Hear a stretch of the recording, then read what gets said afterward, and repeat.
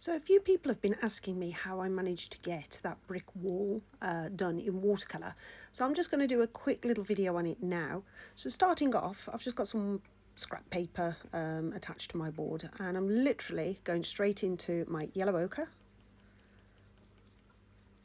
and just stroke that on where you want your brick wall. I'm not doing a basic outline, just a rough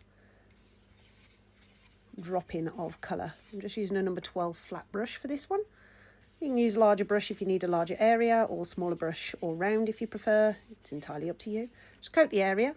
Then I'm going into my raw umber and dot that in. Clean out your brush, squeeze out the excess water and just merge it. So you get like a mottled effect effectively. You can add more brown if you wish, but I want quite a light. So this is the colour for the mortar. I want mine quite lightish, but I don't want it a block yellow. So a bit more raw umber.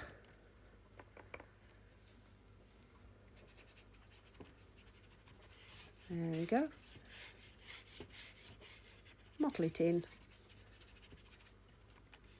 and let that dry. Now that's completely dried, it's time to mark out your brickwork with masking fluid. Now you can use a brush, but I'm using a ruling pen, so you can see the masking fluid is just inside there. And simply draw your lines.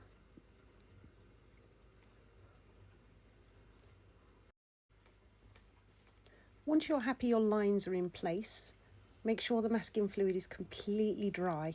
Okay, now you'll notice the lines are not even, but that's perfect. They're not supposed to be. If you make them even, they will actually look very odd. So now we're going to throw a load of colours at this. Brick colours. Starting off straight into my light red. And I'm literally just going to dot it in. Now, raw umber. Dot that in.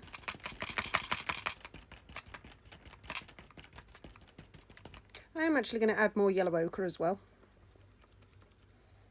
Let's get that in there.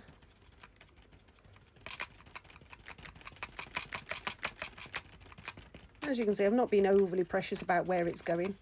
I'm just literally mottling it around. Back into the light red. Need a bit more down here. Make sure that you cover all of your bricks with a darker and deeper colour. A bit more umber, I think.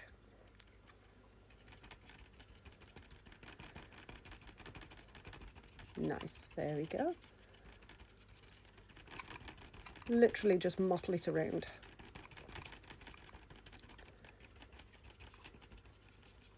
There, and just wait for that to dry.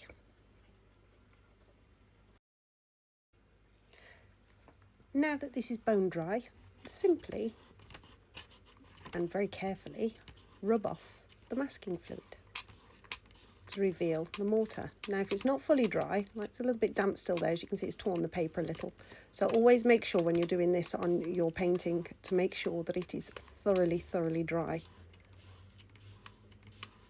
There we go, to reveal the brickwork.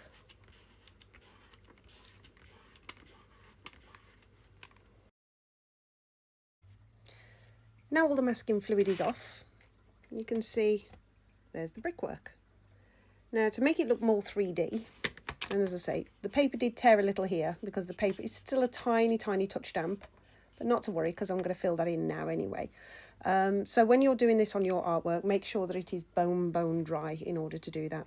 So to finish off, a little bit of shadow mix. So I'm using ultramarine blue and anthracene crimson to create a nice shadow mix there. Add some water to that. And I'm going to add shadow to the left and base of each brick to add that 3D effect. Once your shadow is dry, as you can see, quite an effective little brick wall there. And where that tear was, I've just covered it with a bit of shadow mix on there, and it adds to the effect of the building.